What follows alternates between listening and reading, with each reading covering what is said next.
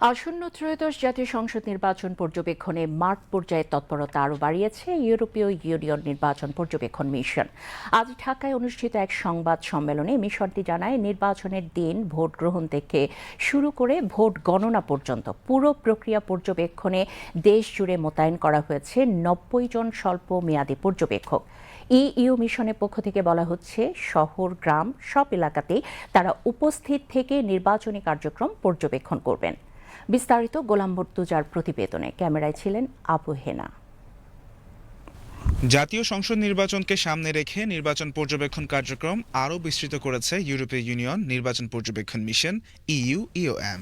আজ সকালে অনুষ্ঠিত সংবাদ সম্মেলনে জানানো হয়, দেশের ৬৪টি প্রশাসনিক জেলায় নির্বাচনের দিন দায়িত্ব পালন করবেন ৯০ জন স্বল্পমেয়াদী পর্যবেক্ষক।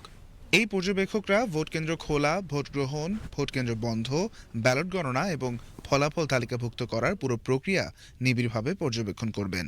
মিশন জানায়, স্বল্পমেয়াদী পর্যবেক্ষকদের এই নিয়োগ মূলত জানুয়ারির মাঝামাঝি থেকে মাঠে থাকা ৫৬ জন দীর্ঘমেয়াদী পর্যবেক্ষকদের কাজের ধারাবাহিকতা।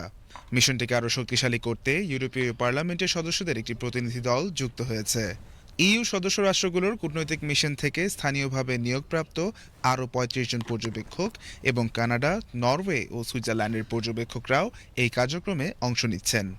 পূর্ণ সক্ষমতায় এই মিশনে ২০০ জনেরও বেশি পর্যবেক্ষক কাজ করবেন। The electoral environment is very positive one in a sense that, of course, just as you said, we have been speaking both to নির্বাচনকে ঘিরে সামগ্রিক পরিবেশ বেশ ইতিবাচক। আমরা শুধু প্রার্থীদের সঙ্গেই নয়, কর্তৃপক্ষের সঙ্গেও কথা বলেছি। দেশের বিভিন্ন জেলা ও অঞ্চলে আমাদের পর্যবেক্ষণ এবং আলোচনার ভিত্তিতে আমরা দেখছি, সার্বিক পরিবেশ বিবেচনায় সকলেই বেশ আশাবাদী। তবে আমরা এখানে বাংলাদেশের রাজনীতি নিয়ে কোনো মন্তব্য করতে আসিনি। আমরা এখানে এসেছি পুরো নির্বাচনী প্রক্রিয়াটি পর্যবেক্ষণ ও মূল্যায়ন করতে। নির্বাচনের পর আমরা আমাদের পর্যবেক্ষণ প্রতিবেদন প্রকাশ করব। এছাড়া নির্বাচনের প্রায় ২ মাস পর আমরা আরও একটি বিস্তারিত চূড়ান্ত প্রতিবেদন উপস্থাপন করব, যেখানে কিছু সুপারিশও থাকবে। সেই প্রতিবেদনে সামাজিক যোগাযোগ মাধ্যম সম্পর্কিত বিষয়গুলো অন্তর্ভুক্ত থাকবে, কারণ সামাজিক মাধ্যমের ভূমিকা, সমান সুযোগ নিশ্চিত করা এবং নির্বাচনী পরিবেশের ভারসাম্য, এগুলো বর্তমানে বিশ্বের সব গণতন্ত্রের জন্যই একটি বড় উদ্বেগের বিষয়। এই বিষয়গুলো আমাদের চূড়ান্ত প্রতিবেদনে উল্লেখ করা হবে।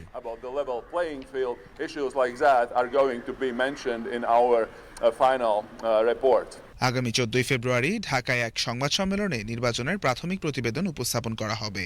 কঠোর নিরপেক্ষতা বজায় রেখে এবং কোনো ধরনের হস্তক্ষেপ ছাড়াই জাতিসংঘ অনুমোদিত আন্তর্জাতিক নীতিমালা অনুযায়ী এই মিশন তাদের কার্যক্রম পরিচালনা করছে। গোলাম মুর্তুজা, বিটিভি নিউজ, ঢাকা।